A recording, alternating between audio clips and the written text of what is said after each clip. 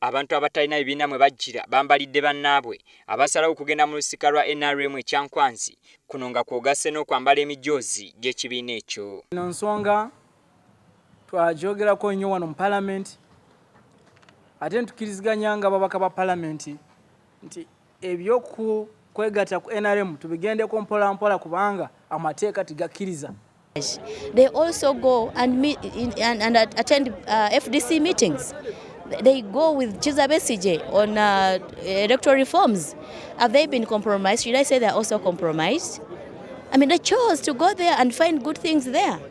I chose to come here also, see what is good for me here. And I can also go there as well if I'm invited anyway. I have never been invited. It's unfortunate. Bano bagamba nti kuno kuba kuzanyira mu ssemateeka wa ggwanga yennyini ekintu ekyefaananyirizaako n'okusala eddiiro. Ne batambula ne bava wano ne bambala bya NRM ne baliyanga ba NRM ne bazinanga ba NRM ne bayimbanga ba NRM. Lwaki omuntu tagamba nti naye bano bantu ba NRM?